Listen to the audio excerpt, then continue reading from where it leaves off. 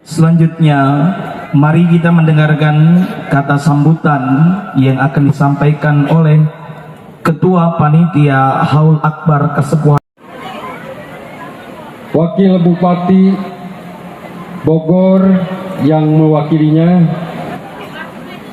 Bapak Wali Kota Bogor yang mewakilinya,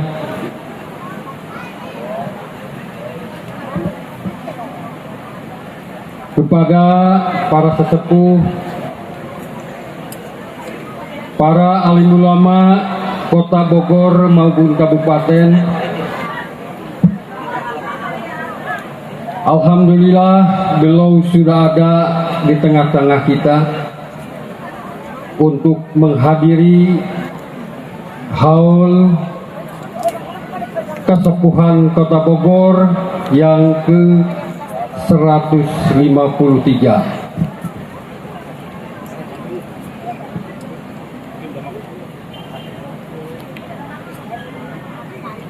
Puji syukur marilah kita panjatkan kehadirat Allah Subhanahu wa Ta'ala, Gusti Maha Suci, Pangeran Anu Maha Kawasa, bahwasanya pada malam ini kita masih diberikan nikmat yang amat luar biasa, sehingga ditakdirkan untuk bertemu muka tepung rauh dalam rangka melaksanakan haul memperingati wafatnya karuhun urang sadaya para kesepuhan Bogor, khususnya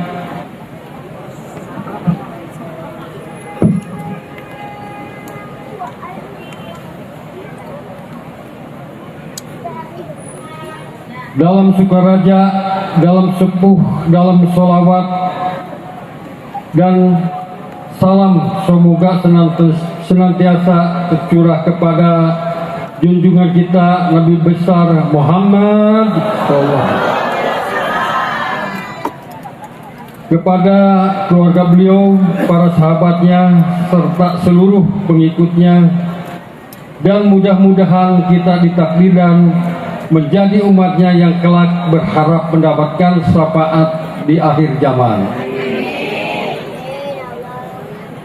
Bapak Gubernur Jawa Barat beserta seluruh undangan yang kami hormati, perkenankan saya menyampaikan bahwa haul ini bermula dari keinginan zuriat kesepuhan untuk mengingat kembali sejarah perjuangan para kesepuhan dalam melaksanakan tugas kemanusiaan sebagai makhluk Allah, menjadi hamba-hambanya yang bermanfaat bagi orang-orang di sekitarnya. Harapan tersebut kemudian mendapat dukungan dari para muhibbin, pecinta kesepuhan Bogor, akhirnya diwujudkan melalui pelaksanaan haul pada malam ini, yang merupakan haul yang keempat kalinya yang dilaksanakan di Bogor.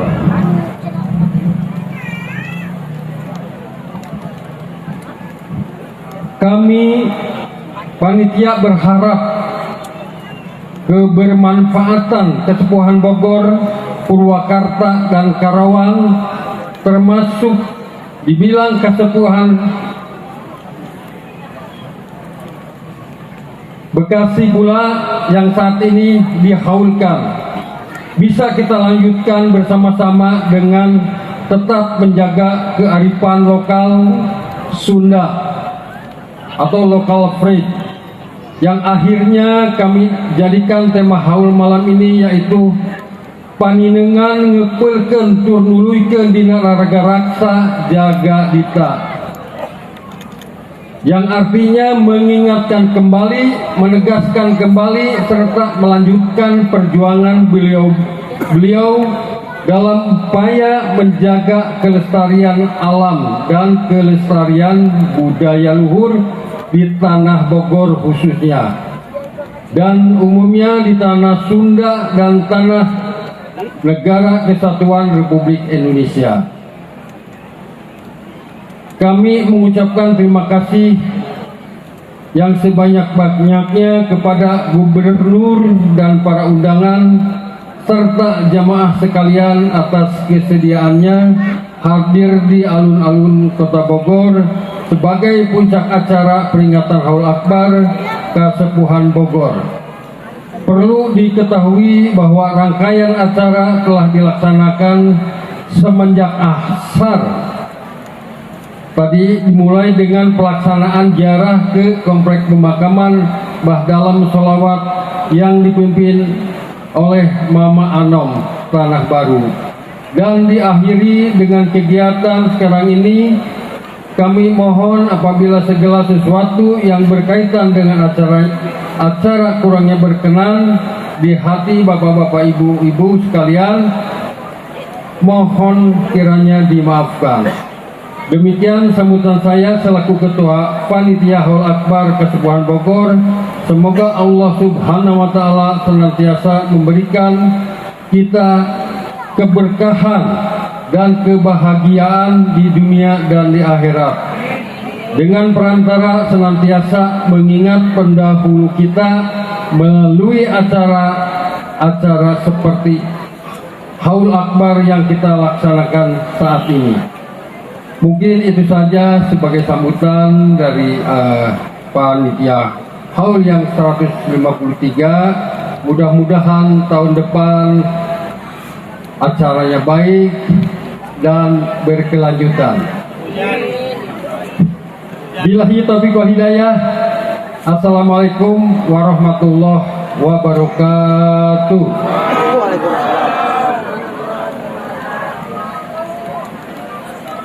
Kami haturkan ucapan terima kasih kepada Abah Raden Dudi Mulyadi selaku Ketua Panitia yang menyampaikan kata sambutannya atas nama panitia.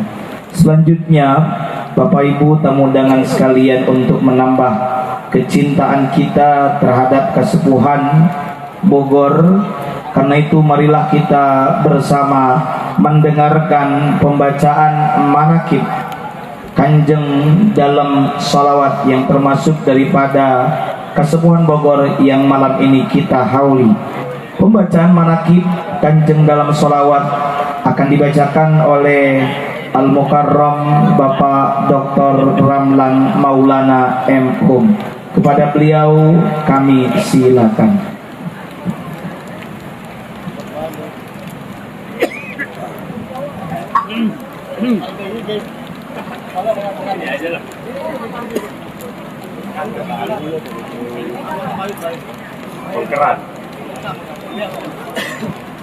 Bismillahirrahmanirrahim. Assalamualaikum warahmatullahi wabarakatuh.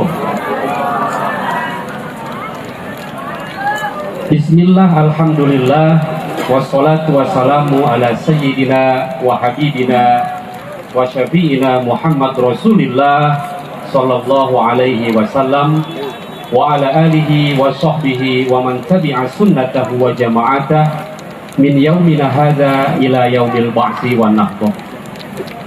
Amma ba'du fa ya ibadallah, usikum wa nafsi bi taqwallah wa ta'atihi la'allakum tuflihun.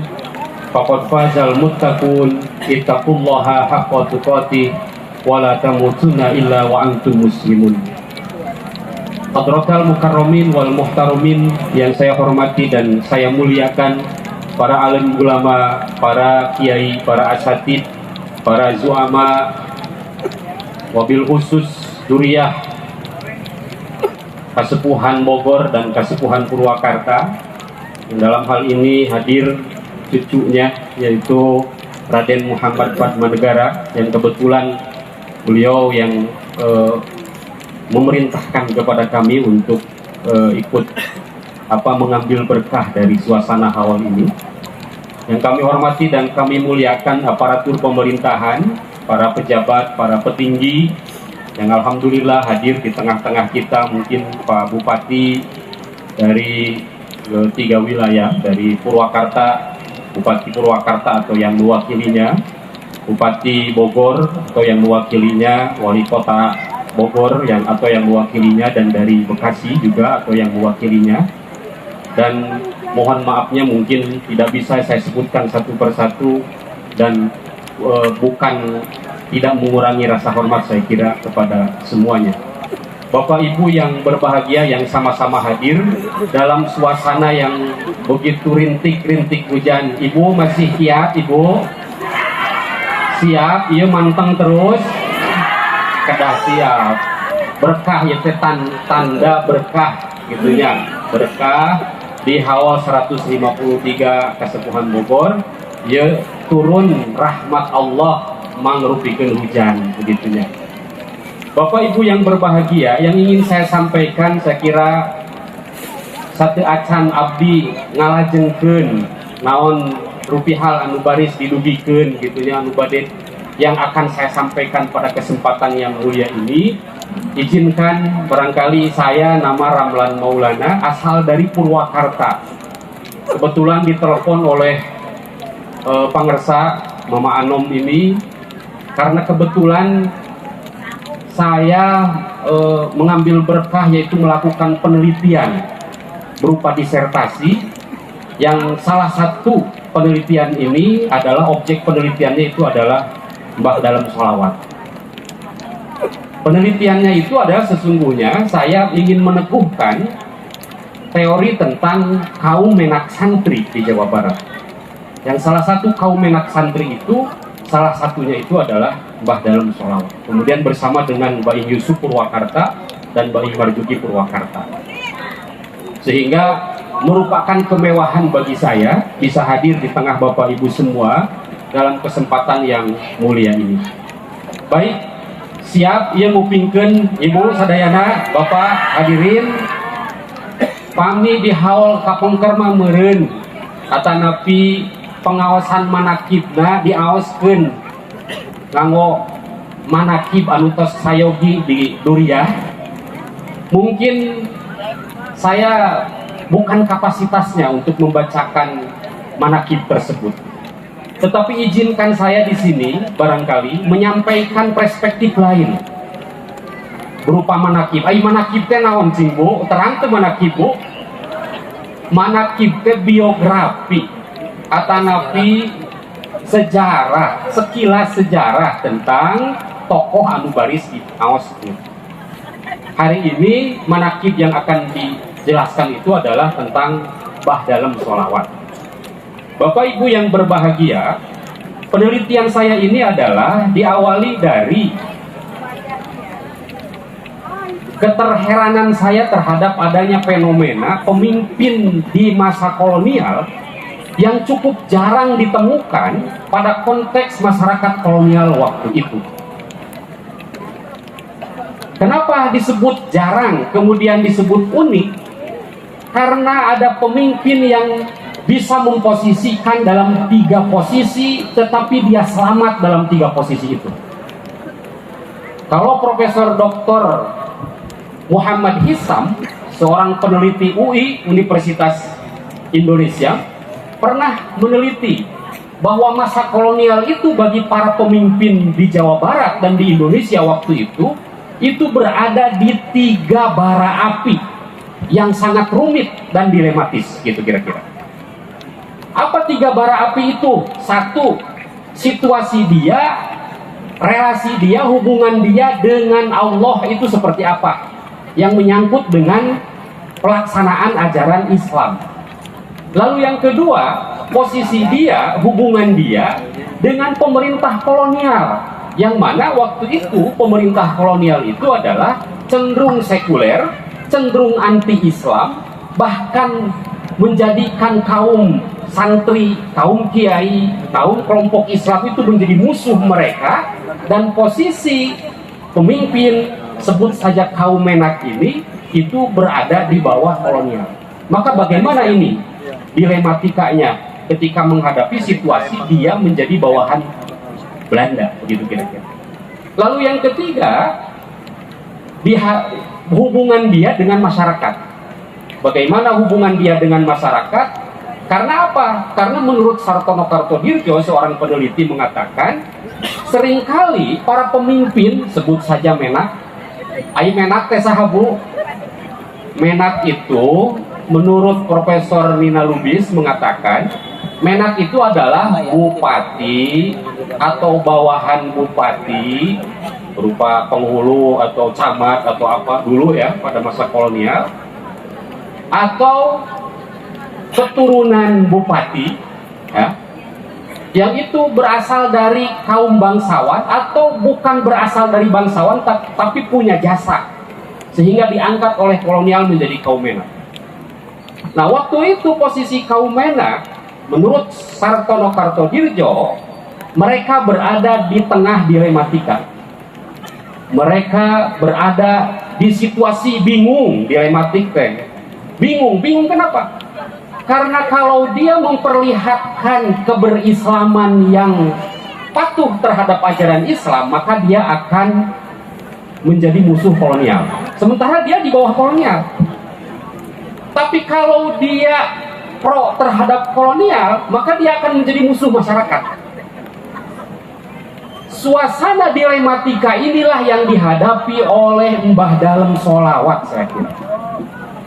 Mbah Dalem Sholawat ini merupakan Menak, keturunan Raja Sunda dari Prabu Siliwangi, yang kemudian ke Syekh Wiratanu Datar, kemudian Eyang Wangsagoparona, kemudian Raden Wiradireja, kemudian Raden Muhammad Thohir, merupakan syekh, ulama besar, ahli tarikat, ahli tarekat.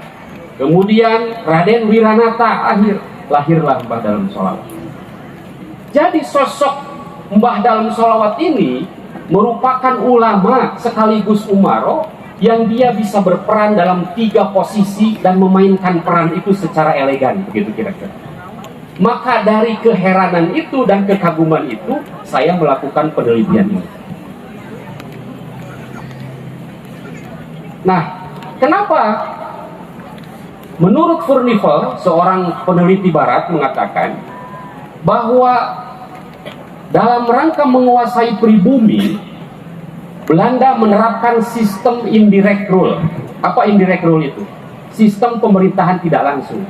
Jadi Belanda dalam rangka menguasai pribumi itu, dia menggunakan penguasa lokal untuk menjadi penghubung terhadap pribumi. Karena dia tidak bisa langsung kepada pribumi ya, karena keterbatasan bahasa dan segala macam, maka dia mengangkat kaum penguasa lokal itu untuk menjadi penghubung kepada pribumi. Nah, pada abad 19 dan abad 20, Belanda menjalankan relasi kuasa dengan menarik kaum Menak ke dalam lingkaran birokrasi kolonial. Jadi kalau di Sunda itu Menak, kalau di Jawa itu adalah Priyayi. Jadi kaum Menak ini ditarik ke dalam lingkaran birokrasi kolonial, namun ayeuna meureun struktur pemerintahan. Kalau di kabupaten itu adalah bupati yang ini begitu ya, di struktur pemerintahan kabupaten. Maka kaum Menak ditarik, tetapi waktu itu karena sistemnya di atasnya ada Belanda, jadi struktur pemerintahan itu adalah Belanda, kemudian kaum Menak, lalu pribumi. Kaum Menak ini menjadi kepanjangan tangan dari kolonial, gitu lah. Abad 19, karena Belanda menghadapi situasi yang rumit. Apa situasi yang rumit? Perlawanan dari kelompok Islam, para ulama, para santri. Menurut Azumardi Ajra mengatakan kehadiran Belanda di Nusantara itu menciptakan polarisasi. Polarisasi itu perpecahan sehingga menjadi 2 kelompok. Satu kelompok itu terpaksa ikut ke Belanda, ikut di lingkaran birokrasi kolonial. Satu kelompok menjauh dari lingkaran kolonial. Yang kelompok tadi yang menjauh itu adalah kelompok ulama dan kelompok santri. Dia ke desa kemudian mendirikan pondok pesantren. Tapi kelompok yang terpaksa ikut ke dalam pemerintahan kolonial itu adalah kelompok Menak ini. Maka karena dia kepentingan untuk menghilangkan anasir-anasir Islam dari kelompok Menak, karena kalau kelompok Menak ini menganut Islam yang kuat, bahaya ini, akan bahaya, akan ikut, apalagi kalau Menaknya ini bergabung dengan kelompok santri, bahaya ini, gitu katanya, kata Belanda, akan bahaya karena akan melakukan pemberontakan terhadap Belanda. Termasuk sedang kejadian dalam perang Diponegoro itu adalah Perang Jawa itu perang yang terlama, Bu. Belanda itu sangat keteteran dengan yang namanya Perang Jawa. Kenapa Perang Jawa itu menjadi sangat efektif melawan Belanda? Karena di Perang Jawa ini bergabung antara kelompok birokrat, kelompok bangsawan, yaitu Pangeran Diponegoro, dengan para ulama dan para kiai. Sehingga itu berhasil melakukan Perang Jawa yang begitu lama. Karena ketakutan itu, maka Belanda ingin menghilangkan pengaruh-pengaruh Islam dari kelompok Menak ini. Nah, sehingga dilakukanlah kekuasaan yang terselubung melalui kebudayaan. Apa kekuasaan yang terselubung melalui kebudayaan?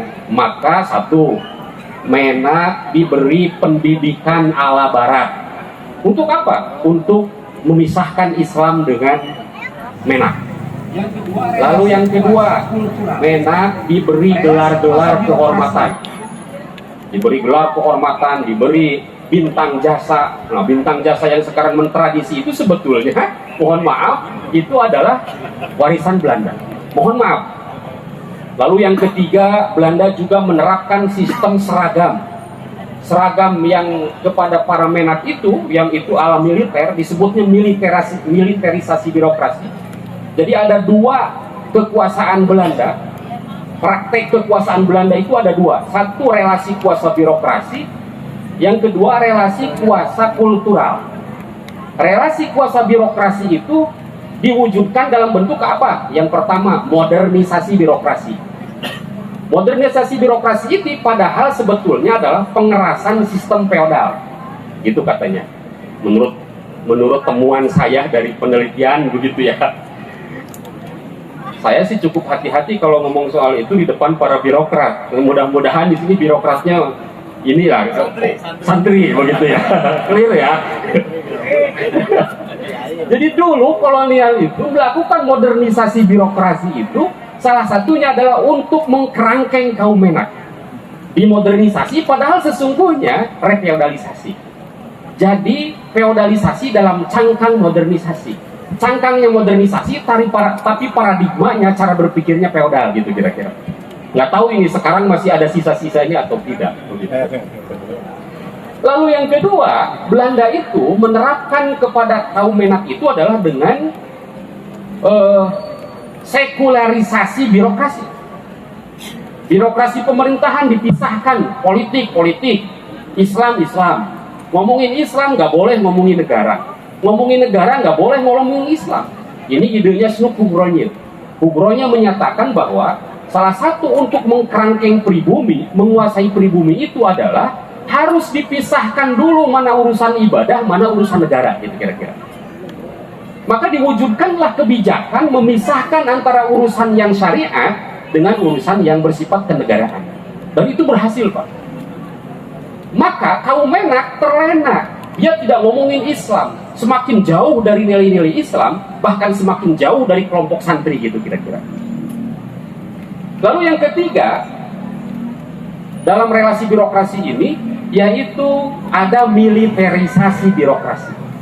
Apa militerisasi birokrasi itu? Satu, Menak diberi tanda jasa ala militer, bintang yang itu sekarang kan sampai masih tradisi. Yang kedua, seragam ala militer. Mohon maaf lagi ini, seragam PNS yang sampai sekarang ini itu sesungguhnya itu adalah warisan kolonial. Saya harus menyatakan dengan pahit dan dengan lantang, saya kira nggak apa-apa turun dari sini saya dipanggil Pak Bupati, ngapain kamu ngomong begitu ya, karena fakta sejarahnya begitu, Pak. Lalu yang ketiga itu adalah militerisasi birokrasi, itu adalah dengan tanda jasa, dengan seragam ala militer dan sebagainya. Yang kedua, relasi kuasa kultural. Relasi kuasa kultural ini kaum Menak diberikan pendidikan ala Barat. Yang kedua, kaum Menak diberikan kebijakan asosiasi kebudayaan. Asosiasi kebudayaan itu apa?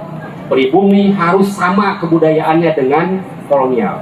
Dari mulai cara makan, cara minum, cara berpakaian, cara hiburan, dan sebagainya. Bahkan yang paling luar biasa adalah diciptakanlah kanonisasi sastra dan bahasa.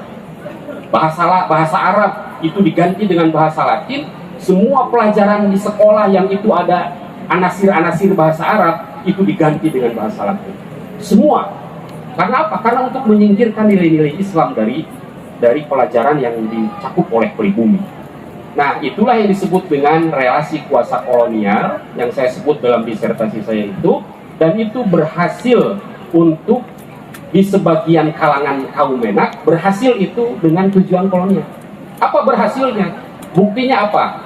Bukan kata saya, kata Clifford Geertz, seorang peneliti Belanda, mengatakan kaum Menak itu adalah kelompok abangan yang secara agama dia ada nilai-nilai Hindu dan Buddha dan sangat sinkretis. Itu kata Geertz. Jadi jauh dari nilai-nilai santri lah gitu kira-kira. Bisa jadi itu karena faktor pengaruh itu. Lalu yang kedua, bahkan Profesor Dr. Nina Lubis menyatakan kaum Menak itu secara agamaannya sinkretis, ya, kebudayaan sinkretis. Yang ketiga, ada yang mengatakan bahkan ini yang paling pahit yang harus saya katakan. Menurut penelitiannya Kunto Wijoyo. Nah, Kunto Wijoyo ini lebih pahit bahkan mengkritiknya. Kaum Menak itu adalah akibat dari adanya relasi kuasa. Dia seringkali dituduh sebagai kelompok oportunis yang dia menjilat ke atas dan menindas ke bawah. Itu katanya Kunto Wijoyo, bukan kata saya, Pak Bupati. Waktu itu bisa jadi itu karena faktor pengaruh kolonial. Akhirnya seringkali kaum Menak dituduh sebagai kaki tangan Belanda dan menjadi musuh masyarakat waktu itu. Tetapi yang berhasil saya buktikan, dan terima kasih Mama Anom sudah memberikan data-data yang cukup lengkap sehingga saya bisa mempertahankan disertasi saya. Karena analisis saya begini, teori hipotesis saya begini yang disampaikan kepada forum sidang tertutup dan sidang terbuka waktu itu. Saya punya teori bahwa kaum Menak santri itu keberadaannya memfalsifikasi teorinya Harije Benda dan memfalsifikasi teorinya Geertz, teorinya Nina Lubis, bahwa kaum Menak itu abangan, kaum Menak itu sinkretis, kaum Menak itu jauh dari nilai Islam, kaum Menak itu bisa hanya ada di lingkaran birokrasi di pemerintahan, sementara santri ada di pedesaan. Itu runtuh teori tersebut oleh adanya Mbah Dalem Sholawat. Runtuh teori semua itu. Karena apa? Karena saya bisa membuktikan bahwa tidak semua kaum Menak seperti itu. Apa buktinya? Buktinya Mbah Dalem Sholawat adalah kaum Menak sekaligus ulama. Boleh, mau tepuk tangan boleh. Jadi Mbah Dalem Sholawat ini adalah dia bupati juga, sekaligus ulama, sekaligus santri. Maka saya katakan Mbah Dalem Sholawat ini adalah kaum Menak santri.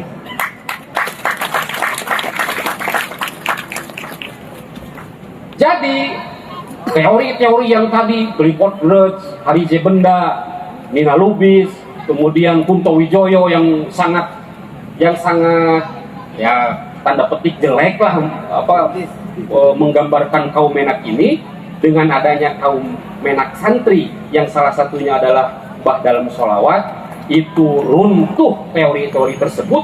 Bahwa teorinya begini, tidak semua kaum Menak itu menjadi kaki tangan Belanda dan menjadi stempel kebenaran ala Belanda, tetapi ada kaum Menak yang di luar itu adalah kaum Menak santri yang justru menjadi pembela masyarakat.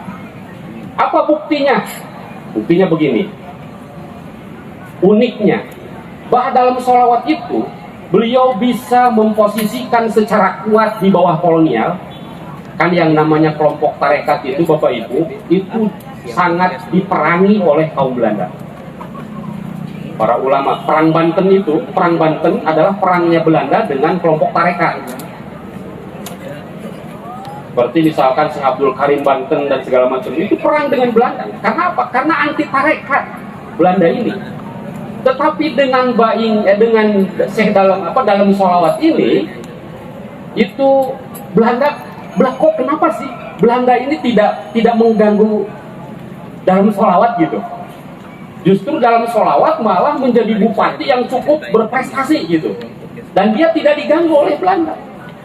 Padahal Belanda itu sangat ketakutan dengan ulama. Padahal Mbah Dalam Sholawat adalah ulama sekaligus bupati. Lalu yang kedua, Mbah Dalam Sholawat dari sisi hubungan dia dengan Allah, kalau menurut Profesor Hisam tadi ada 3 bara api itu, Mbah Dalam Sholawat selesai menyelesaikan 3 bara api. Jadi beliau bisa hidup di 3 bara api itu, tidak harus kebakar oleh 3 bara api. Hubungan dengan Allah selesai, yaitu dengan tirakat, sholawat, dan tarekat.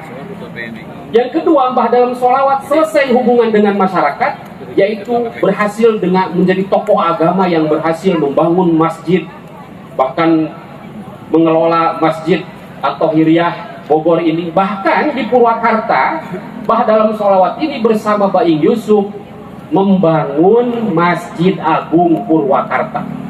Selesai. Hubungan dia dengan masyarakat selesai, sehingga legitimasi di tengah masyarakat tidak kehilangan, bahkan menjadi ikutan masyarakat. Buktinya dalam haul ke-153 ini, Bapak Ibu dengan hujan-hujanan rela hadir di dalam haulnya Mbah Dalam Sholawat. Apa itu buktinya? Kita sangat menghormati Mbah Dalam Sholawat. Kita sangat jauh prasangka bahwa kaum Menak itu sebagai kelompok oportunis, jauh dengan Mbah Dalam Sholawat. Justru Mbah Dalam Sholawat menjadi kaum Menak yang menjadi pembela masyarakat, sehingga legitimasinya itu kuat di tengah masyarakat. Lalu yang ketiga, hubungan dengan kolonial selesai, hubungan dengan masyarakat juga selesai, hubungan dengan Allahnya pun selesai. Jadi 3 fungsi, 3 representasi itu berhasil dijalankan secara proporsional dan secara hebat, elegan oleh Mbah Dalam Sholawat dalam satu helaan nafas. Luar biasa enggak Bapak Ibu? Alhamdulillah. Maka sudah sepantasnya Pemda di Kota Bogor, Pemda di Kabupaten Bogor, atau Pemda di Kabupaten Purwakarta memposisikan Mbah Dalam Sholawat ini sebagai tokoh yang berjasa bagi perkembangan kabupatennya tersebut. Kemudian yang selanjutnya adalah yang tidak kalah pentingnya, lalu siapa Mbah Dalam Sholawat ini? Tadi Mbah Dalam Sholawat sahaj, Mbah Dalam Sholawat teh. Mbah Dalam Sholawat itu ini ada di dalam Rehring Almanak 1837 dan 1841. Ada di Rehring Almanak 1850. Dikatakan di dalam Rehring Almanak teh naon Bu? Teuing cenah almanak Belanda. Jadi pemerintah Belanda itu sangat tertib dalam masalah data, Bu. Dari data tahun 1800 sampai data 1942 dia menyimpan. Disimpan secara digital, itu kita bisa mengakses secara digital. Begitu ya, luar biasa. Itu ada tercatat nama Raden Adipati Arya Suryawinata.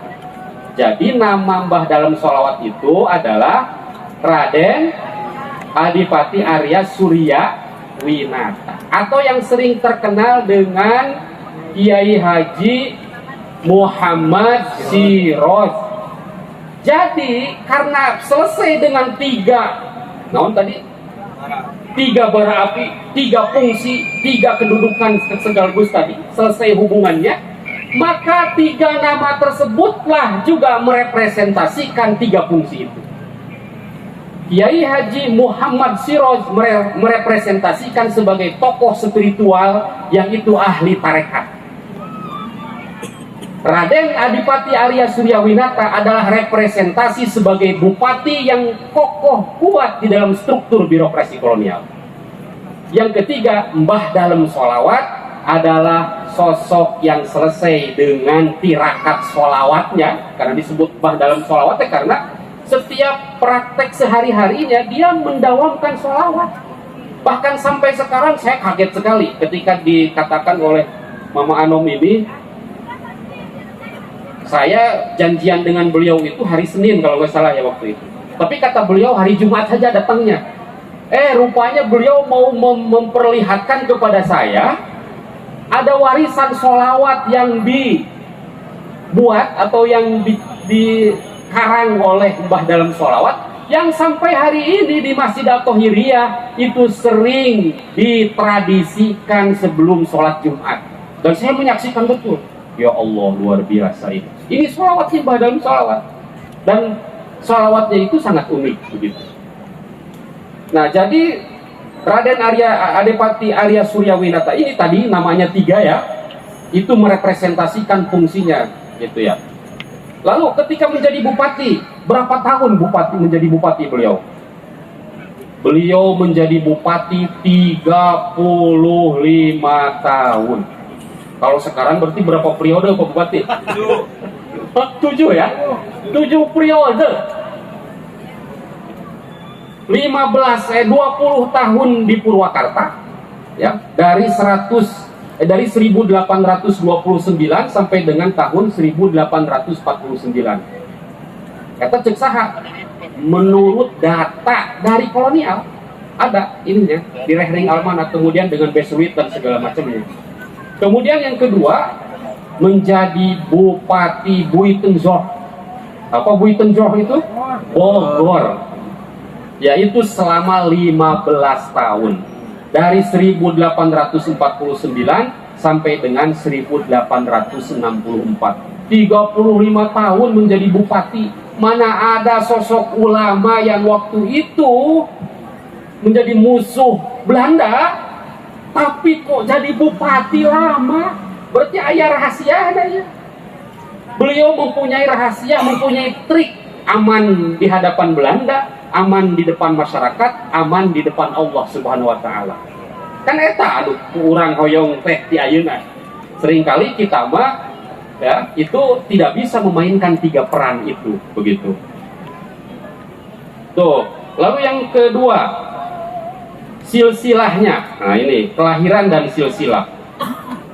Memiliki nama asli pemberian orang tua Muhammad Siroj yang kemudian melekat lengkap dengan panggilan kehormatan Kiai Haji Raden Muhammad Siroj, populer di kalangan masyarakat dengan julukan Dalam Sholawat.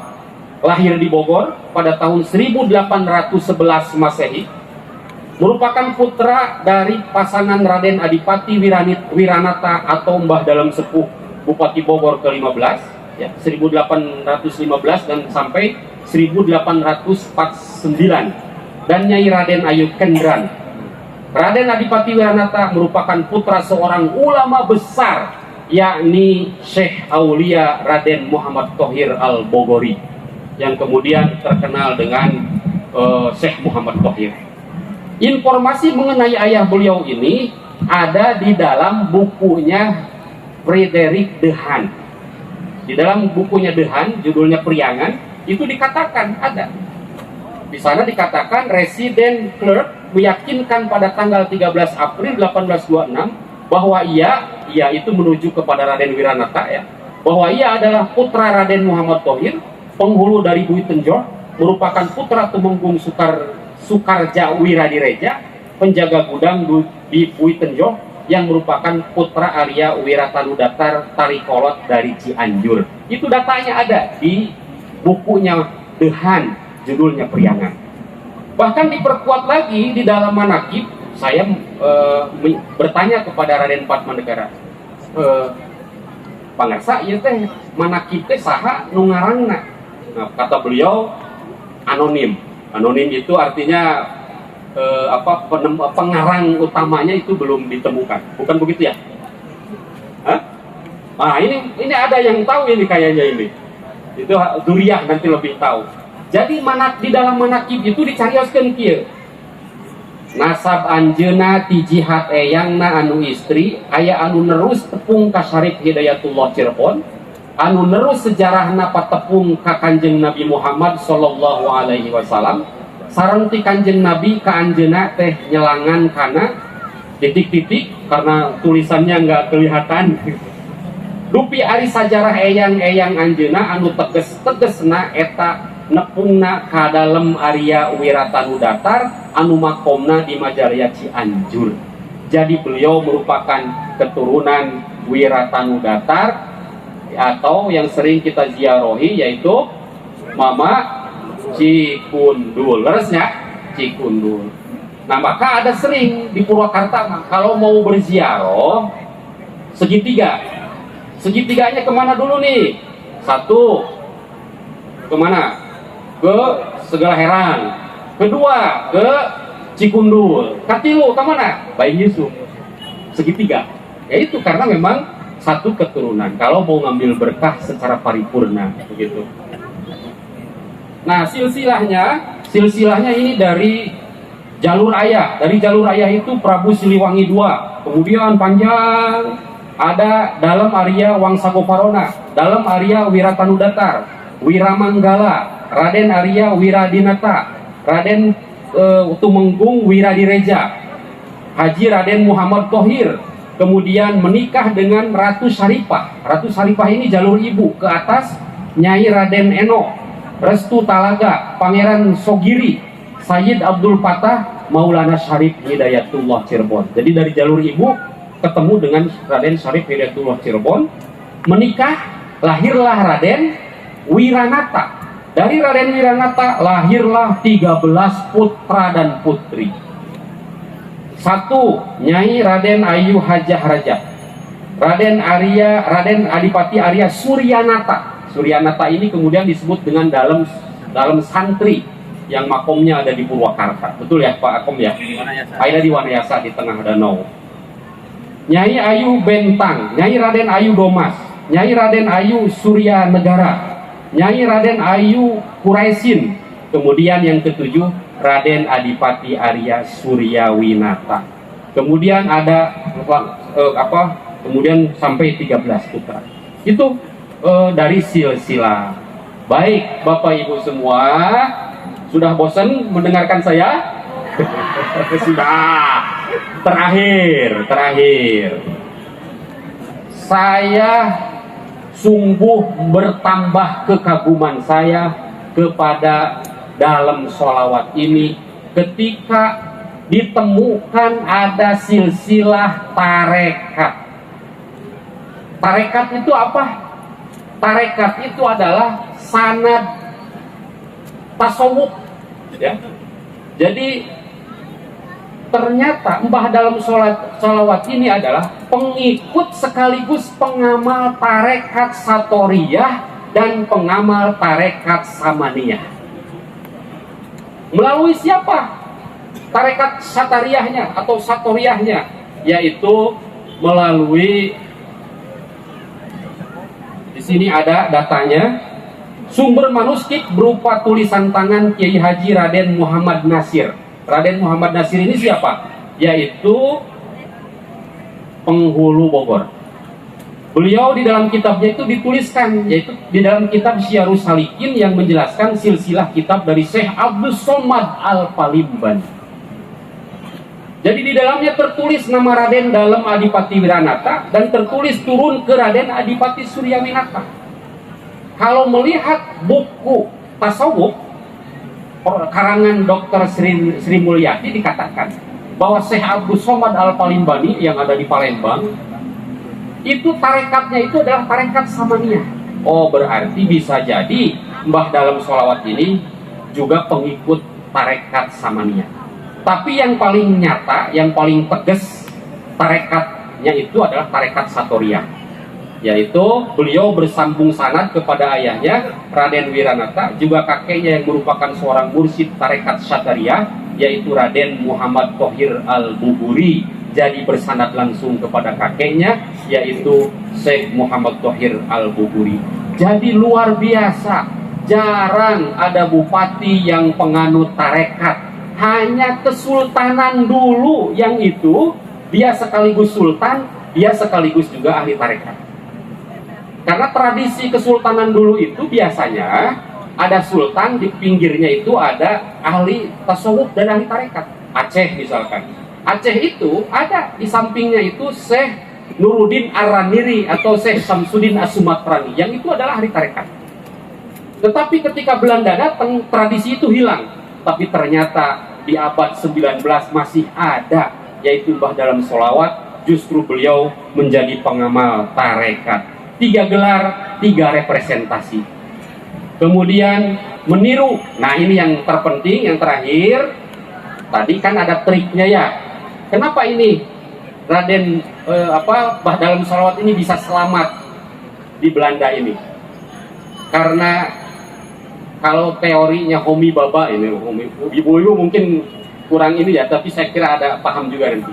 Homi Baba menyatakan ada teori mimikri. Biasanya seringkali kaum menak santri ini melakukan mimikri. Apa mimikri itu Bapak Ibu? Mimikri itu adalah kamuflase. Teori serangga. Serangga lah kalau mau menyerang musuh itu dengan kamuflase. Kamuflase itu dia seolah-olah dia meniru musuhnya. Meniru musuhnya, tapi sebetulnya dia melawan. Itu yang dilakukan Bahdal Sholawat. Beliau meniru Belanda. Apa menirunya? Beliau ada di struktur birokrasi kolonial. Beliau berpakaian ala Menak, karena beliau adalah Menak. Beliau juga ada di struktur yang melakukan kebijakan kolonial, ikut dalam kebudayaan, berpendidikan Barat, berpendidikan Eropa yang oleh Belanda juga sama. Tetapi beliau itu adalah untuk mimikri, untuk kamuflase, karena sejatinya beliau sedang melakukan perlawanan dengan tarekat Satoriyah, dengan bertradisi Islam, bahkan dengan menjadi ulama. Itu adalah bentuk perlawanan Bahdal Sholawat kepada kolonial. Wallahu a'lam bishawab, wallahul muwaffiq ila aqwamit thoriq. Wassalamualaikum warahmatullahi wabarakatuh. Terima kasih.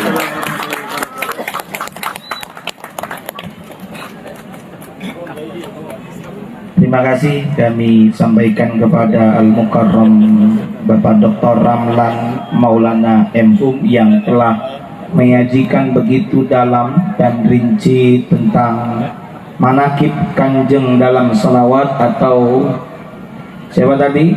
Kiai Haji Muhammad Siraj.